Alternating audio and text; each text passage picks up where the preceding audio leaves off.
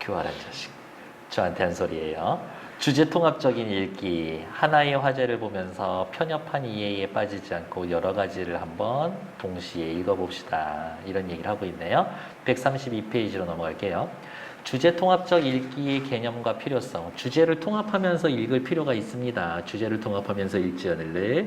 왜 그런 게 필요합니까? 라고 물어본다면 같은 화제나 주제에 관해 두 편 이상의 글을 읽고 비교하는 종합적인 독서법이다. 왜 종합적인 독서법이 필요합니까? 피상적이거나 파편적이어서 편견에 빠지기 쉬우니까 거기에서 벗어나려고. 아이쿠야, 요즘에는 융합, 복합, 교양과 역량을 강조하니까 이렇게 글을 읽는 연습을 하면 비판적 능력이 길러질 수 있어서요. 좋아. 그렇게 여러 가지 종류의 글을 읽으면 도대체 무엇이 좋단 말인가? 라고 하면 편중되지 않고 균형 잡힌 지식인이 될 수 있다. 주제 통합적 독서를 통해 자기 나름의 의미를 구성해 보면서 나는 지금부터 능동적인 독자가 될 수가 있다. 주제 통합적 읽기의 방법은 조금 이따 시간 드릴 테니까 읽고 넘어오시면 되겠고요.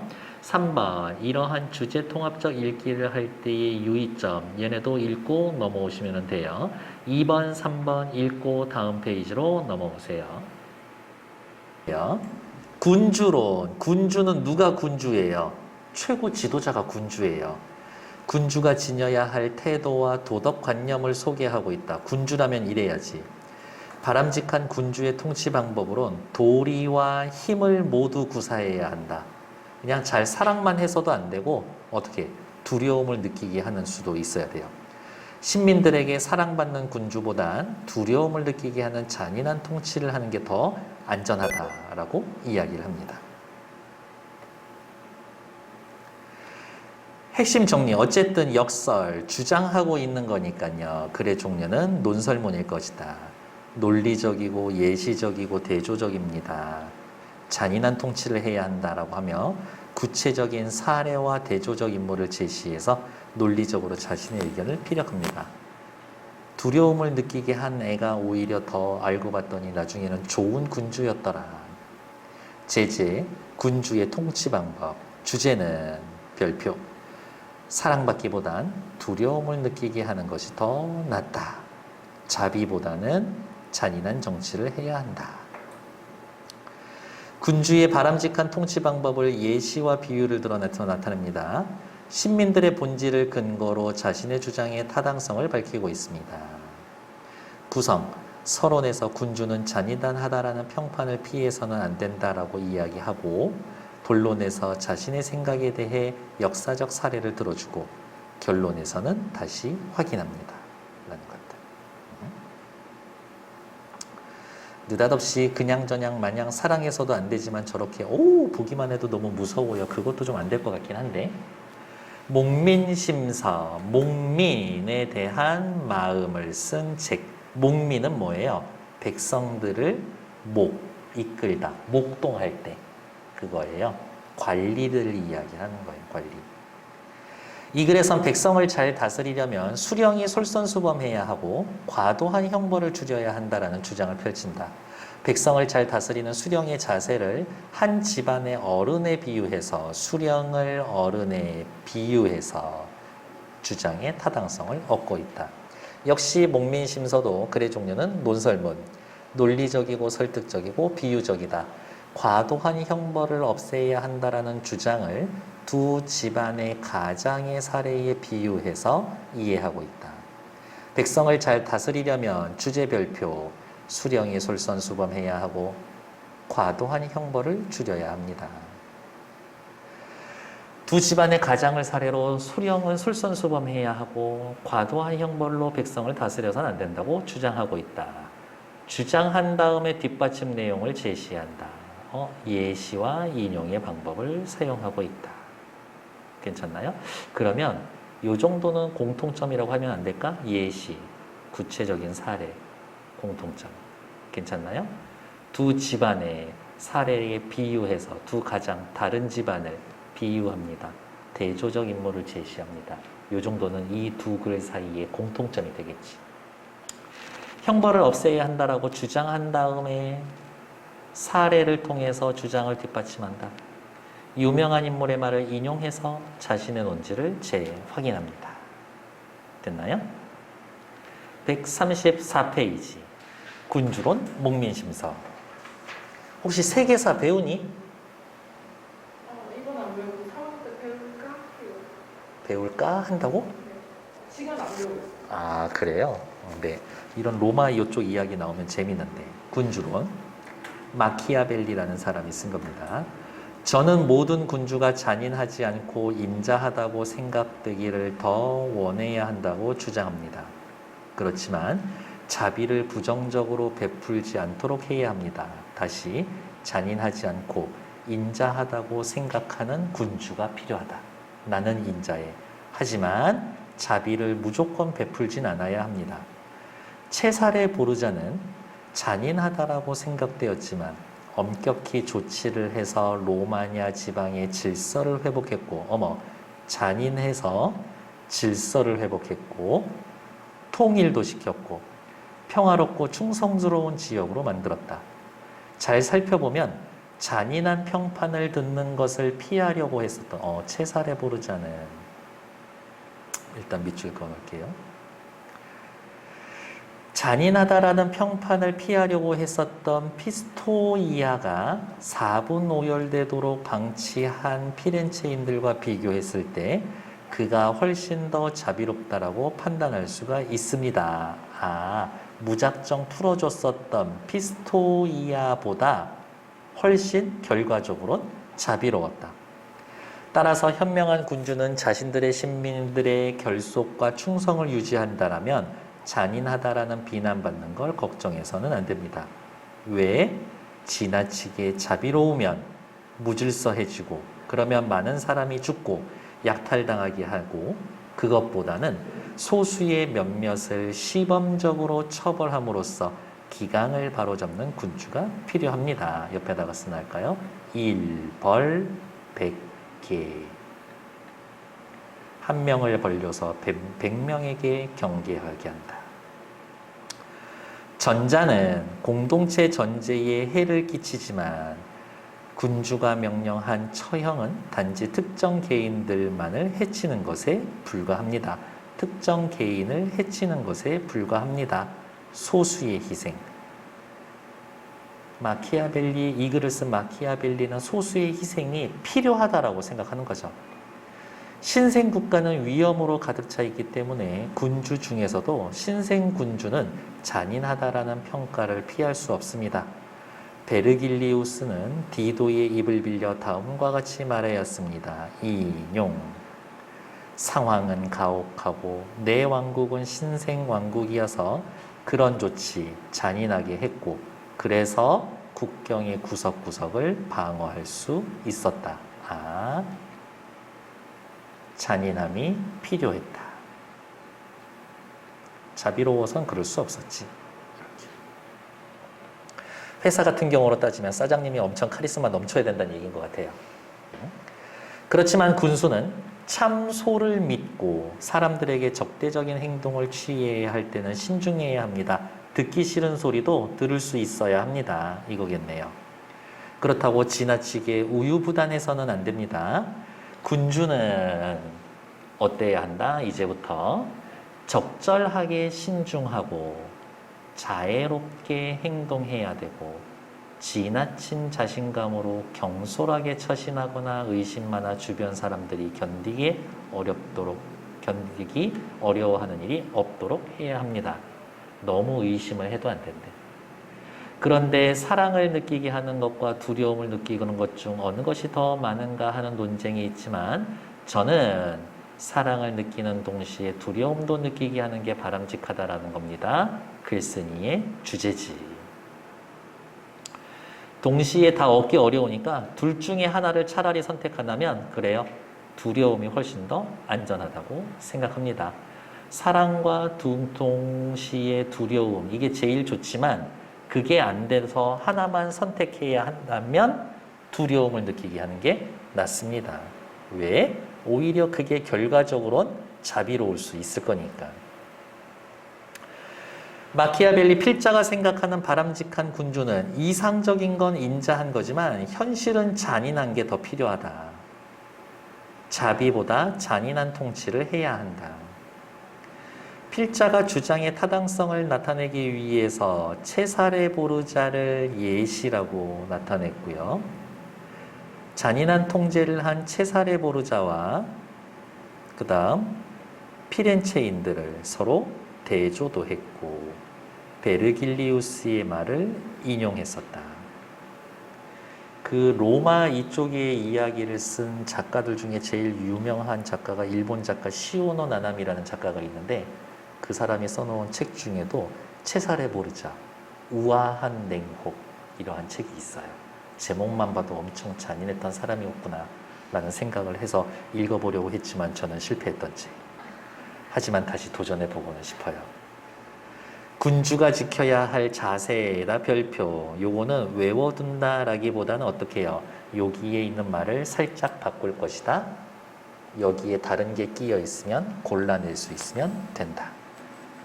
제일 좋은 건 뭐예요? 사랑과 두려움을 동시에.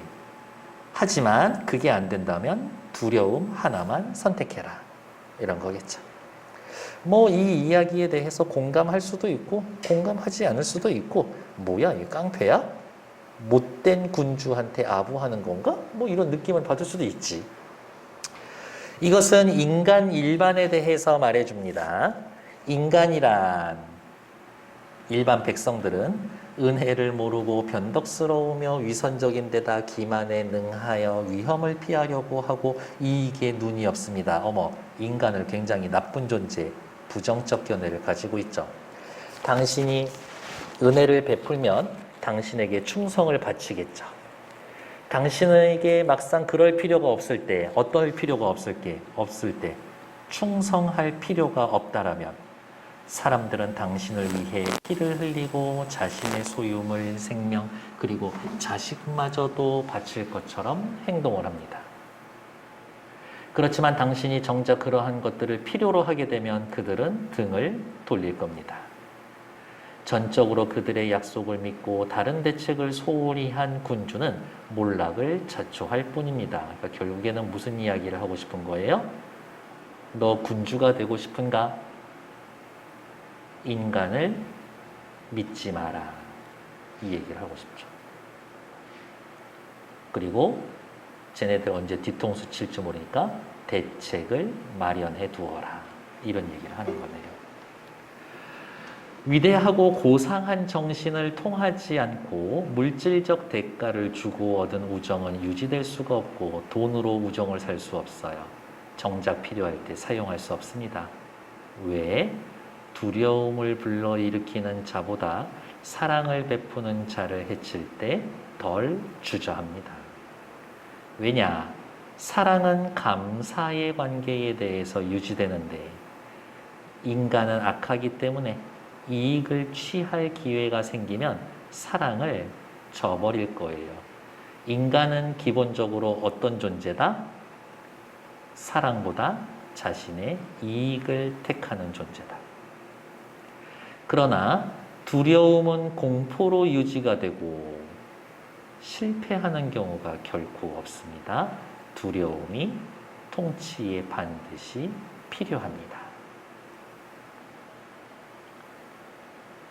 그래서 현명한 군주는 자신을 두려운 존재로 만들지만 사랑받지 못하더라도 미움을 받는 일은 피해야 합니다. 너 나 무서워해라. 하지만 나를 미워하지는 말라.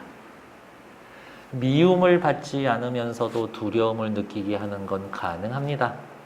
군주가 신민들의 재산과 그들의 부녀자들에게 손대는 일을 삼가하면 항상 성취할 수 있습니다. 당시에 그 이전 역사의 군주로서 신민들 재산 손대고 그 다음에 부녀자들 건들고 그런 놈들이 많았었나 보네요. 만약 누군가의 처형이 필요하더라도 적절한 명분과 명백한 이유가 있어야 합니다. 처형해야 돼. 하지만 명분과 이유가 있어야 돼. 그러나 무엇보다도 군주는 타인의 재산에 손을 대서는 안 됩니다. 왜냐하면 인간이란 어버이의 죽음은 쉽게 잊어도 재산의 상실은 좀처럼 잊지 못하기 때문입니다. 너무 인간을 나쁘게 보고 있는 거 아닌가? 게다가 재산을 몰수할 명분은 항상 있기 마련입니다. 너 솔직히 군주지. 재산 빼앗으려고 맘만 먹으면 이유는 뭐든 갖다 붙이려면 붙일 수는 있어. 약탈을 일삼으며 살아가는 군주는 타인의 재산을 빼앗아 핑계를 발견할 수 있습니다. 반면 목숨을 빼앗을 이유나 핑계는 훨씬 드물고 쉽게 사라집니다. 그래서 미움을 받아서는 안 된다. 이 이야기를 하고 있죠. 이 마키아벨리는 인간의 본성을 어떻게 보고 있어요? 좀 악하게 보고 있어요. 동양으로 따지면 옆에 나와 있는 순자처럼. 됐나요? 다음 페이지. 별로 공감이 되질 않아서 이렇게. 근데 지도자 입장에서는 내가 너무 만만한가 이런 느낌을 가지면 안 될 것 같아요. 그렇죠? 필자의 인간에 대한 인식, 인간은 어쩌고 저쩌고 본성적으로 악한 존재다. 인간의 본성을 부정적으로 보고 있다. 사랑보다 두려움을 선택한 이유는 뭐다? 효과적으로 처벌하면 공포로 사회가 유지되고 실패하지 않으니까요. 사랑으로 감싸면 그 이유가 사라졌을 때 배신당할 거니까. 두려움으로 통치를 할 때는 두려움은 주어야 하지만 미움은 받으면 안 된다. 재산에 손대지 마라. 부녀자 손대지 마라. 처벌할 때 명분과 이유가 있어야 한다. 괜찮나요? 됐고.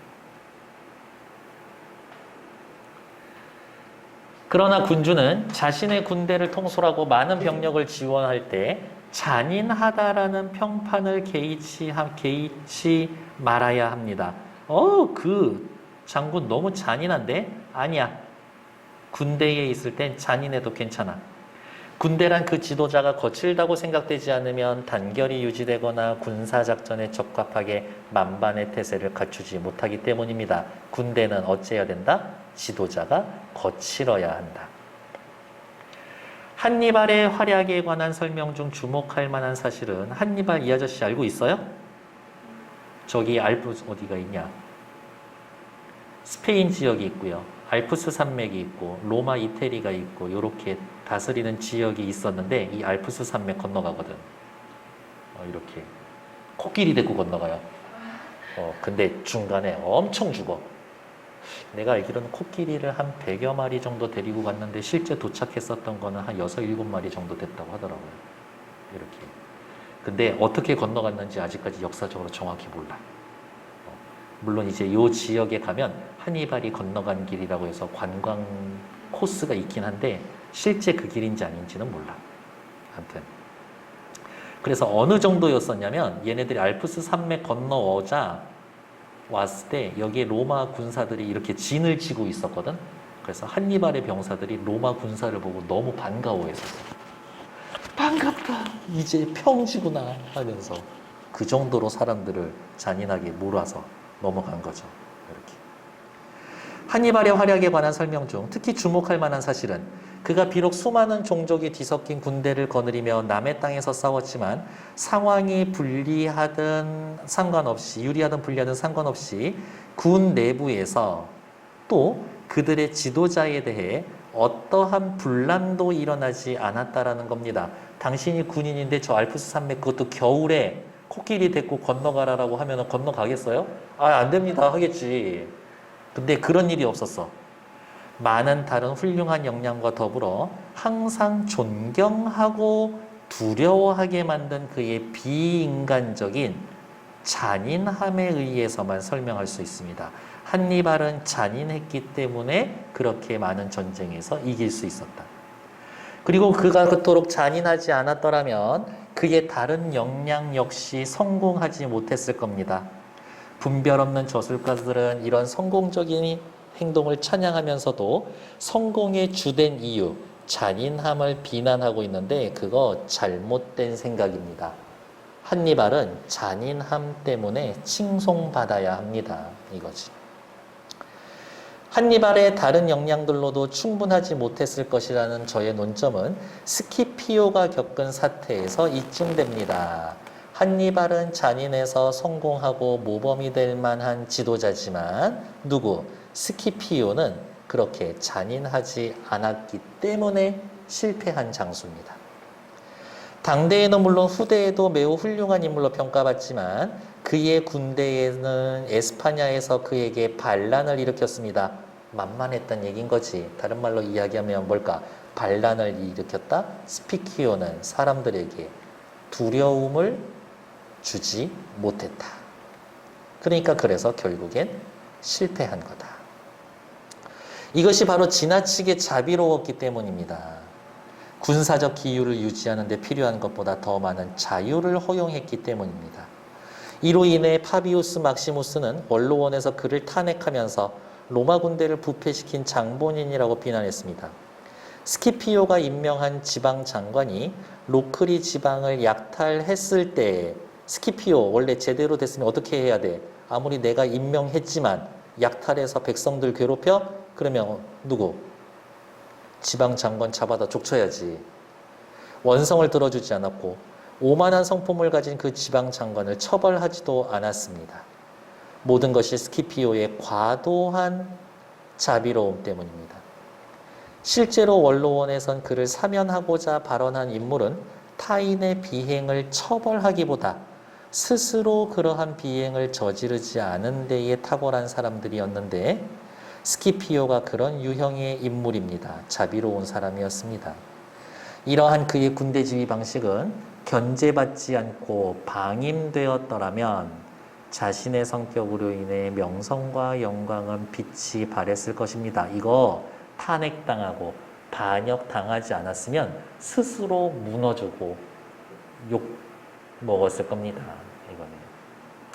그러나 원로원의 통제하에 있었기 때문에 이런 유해한 성품 뭐? 지나친 자비로움.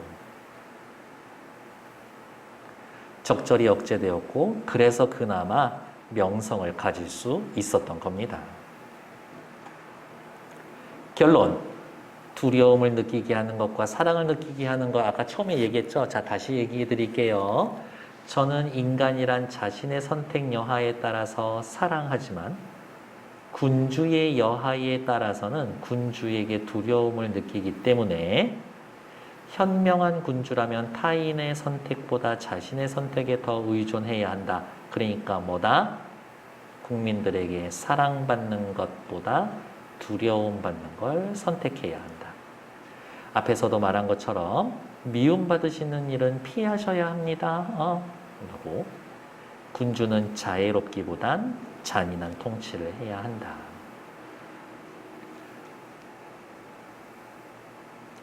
군주가 군대를 통솔하려면 어떻게 해야 돼? 잔인하다는 평판에 개의치 말아야 합니다. 누구처럼? 한니발처럼, 스키피오처럼 자비로우면 안 됩니다. 한니발에 대해서 한니발 굉장히 훌륭하지만 지나치게 너무 잔인했어 라는 거에 대해 쓸데없는 잘못된 생각하고 있다 이야기. 이에 대해서 필자는 아니야, 잔인함의 찬양 받아야 한다 이렇게 이야기를 합니다. 이 글에서의 필자의 결론은 글 전체의 주제니까 제일 중요한 얘기겠죠. 인간은 자신 선택 여하에 따라서 사랑하고 내가 저걸 사랑할지 말지 지가 선택하지만 군주의 행위에 따라서 군주에게 두려움을 느끼는 존재다. 그래서 미움받는 일은 피하지만 잔인해져야 한다. 군주는 어때야 합니까? 잔인하다라는 걸 두려워하지 말라. 욕먹을 각오하라. 두렵게 만들고 미움받지는 마라. 재산과 부녀자들에게 손대지 마라. 군대 통솔할 땐 잔인해야 한다. 괜찮나요? 다음, 목민심서. 백성들을 어떻게, 군주로는 백성들을 어떻게 다스리라고? 잔인하게. 대신에 미움받지 말고. 물론 사랑받고 두려워하게 만드는 게 최고예요. 동시에. 그런데 안 된다면 둘 중에 하나만 해라. 스피키오 말고 한니발처럼. 데스크. 왜? 인간의 본성은 엄청 악하거든. 하지만 백성들을 생각하는 정약용 선생님은 목민심서라는 책에서 조금 반대로 이야기를 할 거예요. 형벌은 백성을 바르게 하는 일에 있어서의 최후 수단이다. 수령은 자신을 단속하고 법을 받들어 엄정하게 임하면 백성이 죄를 범하지 않을 것이다. 결국엔 네가 먼저 법을 잘 지켜라. 솔선수범해라. 그렇다면 형벌을 쓰지 않아도 좋을 것이다. 핵심은 뭐다? 형벌을 하지 말라. 한 국가를 다스리는 것은 한 가정을 다스리는 것과 마찬가지인데 국가를 다스리는 것을 가정을 다스리는 일에 비유했죠. 하물며 한 고을에 있어서야 당연한 이야기지. 어머, 서리법 쓰여 있다. 그렇다면 어찌 가정 다스리는 일을 살펴보지 않겠는가? 가정을 다스리는 일로 살펴보아야 할 것이다. 서리법. 예를 들어보자. 예시. 가장이 날마다 꾸짖고 성내어 자재를 매질하고 종아리 치며 노비를 묶어놓고 두드린다. 돈 일전 훔치고 국한 그릇 엎질러도 용서하지 않으며 심하면 쇠망치로 어깨를 치고 살벌한데 이거? 다듬이 빵망이로 볼기를 친다. 그러나 자제들의 눈속임은 더욱 심하고 노비들의 도둑질도 더욱 늘어간다. 온 집안이 모여 비방하며 혹시 잡힐까 겁내어 상하가 서로 농간질을 하고 가장을 속인다. 무슨 얘기하고 싶어? 가장이 억압적으로 집안을 다스리면 결국엔 자기 자신을 속인다. 사람들이.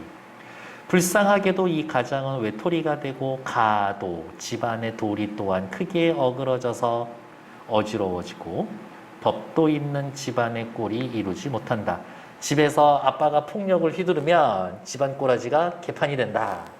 라는 걸 국가 다스리는 거, 고을 다스리는 일을 어떻게 해야 한다라고 이야기하기 위해서 비유적으로 설명해 주죠. 그런데 여기에 다른 가장이 있다. 그러니까 이렇게 두 개의 단락은 대조.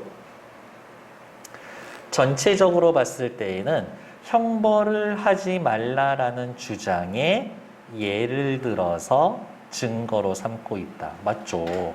예를 들어서 다른 한 가장, 예를 들어서 여기도 예시지. 자, 또 다른 집안은 어떤가 볼까요? 가장이 새벽에 일어나 세수를 하고 옷을 잘 입고 엄숙히 단정히 앉아서 인사받고 그날의 할 일을 분담시켜 각각 처리하게 한다. 제대로 못하는 일이면 순순히 가르쳐서 깨닫게 하고 부끄러워할 만한 일이 있으면 숨겨서 드러내지 않다가 공개적으로 면박 주지 않는 거지. 잘못하면. 어디 있어? 한가히 있을 때 하나씩 불러 차근차근 경고하고 꾸짖는다. 와, 이거는 아동 그 심리학 교육학에서도 완전 진짜 현대에서도 맞는 얘기예요. 누구 혼낼 때 다른 애들 앞에서 혼내면 안 돼. 이렇게 따로 불러서 혼내야 돼. 아, 근데 마트에서 깽판 치는 애들은 그냥 보는 앞에서 혼내야 되는데. 왜 이렇게 들어 놓을까? 그게 그렇다더라고. 들어 누워서 소리 지르고 떼써서 원하는 걸 얻은 경험이 있기 때문에 계속 하는 거래요. 지면 안 돼. 그거 알아요? 그 강영욱이랑 그 우리 아이가 달라졌어요의 오은영 교수님인가? 이렇게 그 두 사람의 공통점이 있더라고. 문제 있는 개, 문제 있는 아이를 고치러 갔지만 사실 고치는 건 개 주인 엄마 아빠라고. 그렇다고 하더라고요. 근데 진짜 맞는 말인 것 같아. 이렇게. 나는 그 짤 보면서 맨날 궁금했거든. 엄마 멱살 이렇게 잡는 애 있었거든. 걔는 어떻게 됐을까? 걔도 고쳤겠지? 그 교수님 손댔으니까. 오우, 막 고등학생 막 이렇게 등치 큰 애도 아니고 한 10살? 한두 살? 이런 애 엄마 멱살을 찰지게 잡더라고. 이렇게요. 그걸 와. 나는 보면서 생각했던 저거 안 맞아서 그랬거든. 근데 굉장히 잘못된 생각이었지. 아시죠? 평화주의자인 거. 가장이 솔선수범하니, 요게 포인트 같아요. 솔선하니 여러 사람이 부지런하지 않을 수 없고 가장이 검소함으로 솔선하니 여러 사람이 검소하다. 가장이 공손함으로 솔선하고 청렴함으로 솔선하니 표준이 이미 바르다. 다른 사람이 순종하지 않을 수가 없다. 자제들은 모두 예쁘고 스스로 삼가고 노복들은 순박하고 선량하기 그지없다. 너무 잘 흘러가는 집인데 그리하여 속이는 것이 어떻게 하는 일인지도 모르고 거짓말을 하는 방법을 까먹어. 도둑질 방법을 까먹어. 1년이 지나도 마당에 매지라는 소리가 없고 화목한 소리가 문에 가득하며 그 집에 들어가는 자는 봄바람이 스치는 기운을 느끼게 된다. 검은고 비파 서책이 맑고 아름답지 않은 것이 없고 화초나 가촉이 모두 살찌고 윤택해 보이니 묻지 않더라도 이런 집안은 법도 있는 군자의 집인 것이다. 근데 직장 생활할 때 제일 피곤한 직장 상사 스타일인데 부지런하고 부지런하지. 최악은 능력 없는데 부지런한 사람이고 최고는 능력 있는데 게으른 상사라고 그러던데. 이러한 일로 여기 보세요. 미루어 보건대 유추 별표. 말소리와 얼굴빛은 백성을 교화하는 일에 있어 말단, 맨 끄트머리고 형벌도 사람을 바로잡는 일에 있어서 맨 끄트머리다. 그러면 말소리, 얼굴빛을 좋게 하는 게 맨 마지막이고 형벌도 맨 마지막이면 제일 처음은 뭘까? 제일 처음은 수령이 스스로 바른 것. 수령 자신이 바르고 스스로 바른 것. 모범이 되는 게 먼저다. 백성들을 향해 웃고 웃어주고 착하게 대해주고 백성들에게 벌을 주는 게 먼저가 아니라 자기가 먼저. 형벌을 내리더라도 바르지 않게 되는 것이 없다. 천지가 생긴 이래로 이 이치는 항상 변함이 없으니 어찌 쓰잘데기 없는 얘기로서 어지럽힐 수가 있겠는가. 백성을 다스리기 위한 수령의 바람직한 자세, 솔선, 이거 말곤 딴 게 하나도 없다. 정선이라는 명나라 관료가 말한 적이 있다. 인용을 함으로써 자신의 주장에 신뢰성을 부여해 줍니다. 가시에 손이 찔리고 가시넝쿨에 발이 상하여 온몸이 아픈데 형장의 독은 그보다 100배 더하다. 형장, 다른 말 그냥 형벌이에요. 형벌. 그런데도 자기 감정에 휩쓸려 이것을 함부로 사용해야 되겠는가? 안 된다. 서리법. 범이 앞에 있고 함정이 뒤에 있으면 소리를 질러 구원을 요청하는 법이다. 옥리, 형벌 담당하는 관리의 농간으로 생긴 고통이 이와 무엇이 다르겠는가? 무고한 백성들이 형벌을 받도록 해서는 안 될 것이다. 이러한 인용을 통해 맨 앞에서 얘기했잖아요. 정약용은 형벌을 없애라. 하지 말라. 필자가 생각하는 바람직한 수령, 핵심 쏙쏙. 끄트머리로서 교화하는 게 아니라 최선은 자기 자신이 스스로 바르게 하는 거다. 솔선수범하고 과도한 형벌을 줄여라. 이로 미루어 보건대 유추 정선의 말을 인용했다. 수령은 어떤 사람이어야 한다? 모범을 보여라. 함부로 형벌 가서리지 마라. 사랑으로 다스려라. 잘못 저지른 백성 교화하기 위해 노력해라. 이런 것들이죠. 공무원들이 꼭 읽어야 하는 책들 이렇게 이야기하기도 하던데.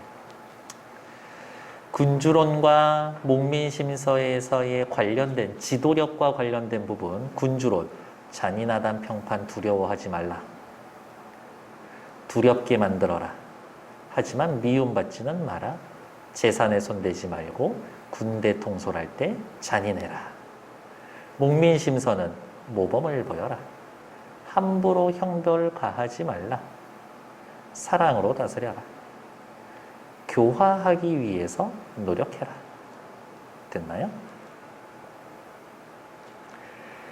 의미가 유사한 것들끼리 찾아본다면 군주와 수령은 지도자일 테고요. 신민과 백성들은 피지배자가 될 거고, 처벌과 형벌은 공포에 해당될 거고요. 기강, 가도, 법도는 어떻게 지켜야 할 것,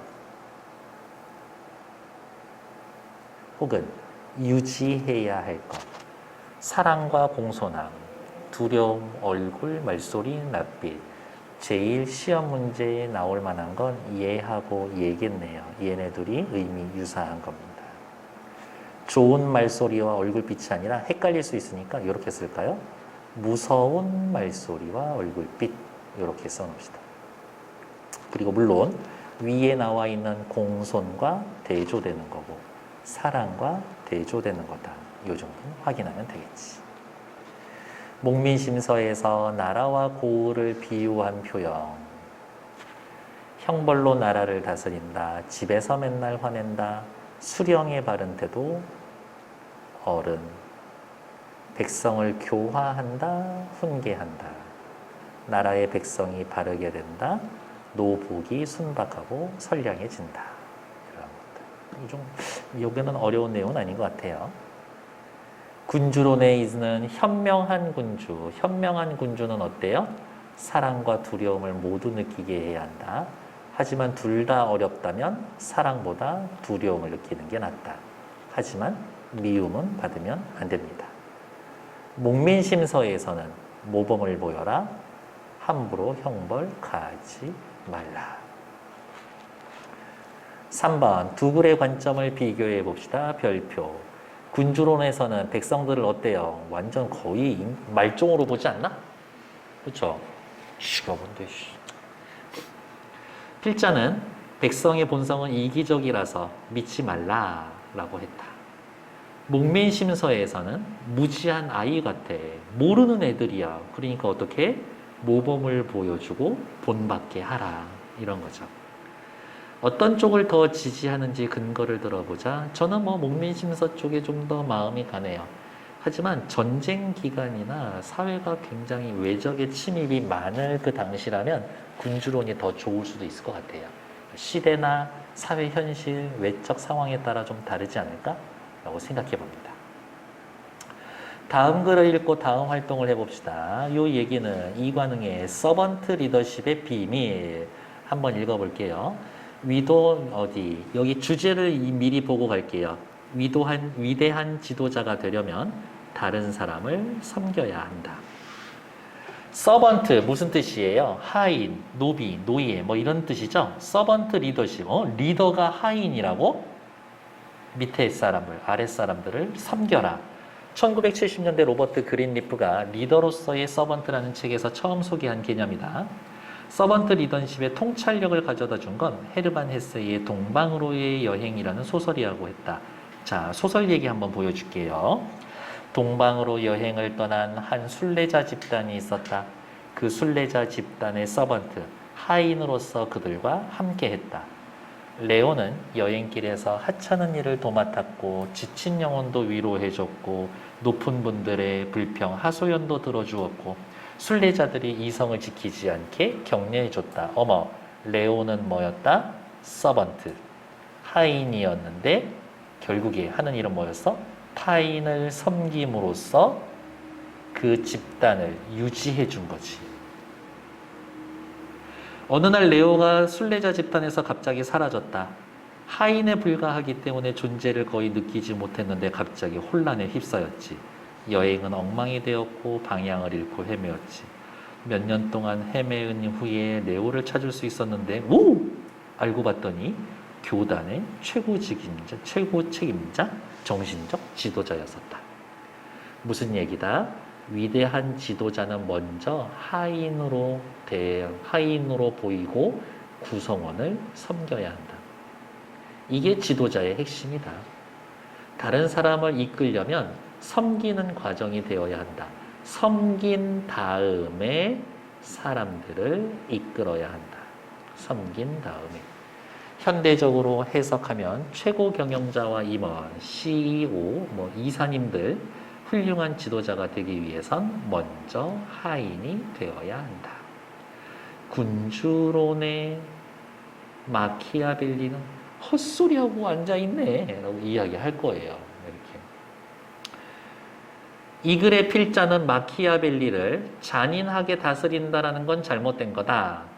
군주론의 마키아벨리는 섬겨야 한다라는 건 잘못된 거다. 이 이야기. 목민심서와의 공통점과 차이점 별표 시험 내기 딱 좋아요. 우선 공통점은 집단 구성원을 사랑으로 대해야 한다. 하지만 목민심서의 필자는 모범이 되는 행동을 먼저 취해라. 하지만 여기에 이관흥시 서번트 리더십에서는 낮은 자세로 구성원을 섬겨야 한다. 그 정도의 차이점은 있다라는 것들. 그래서 공통점으로는 사랑으로 대해라.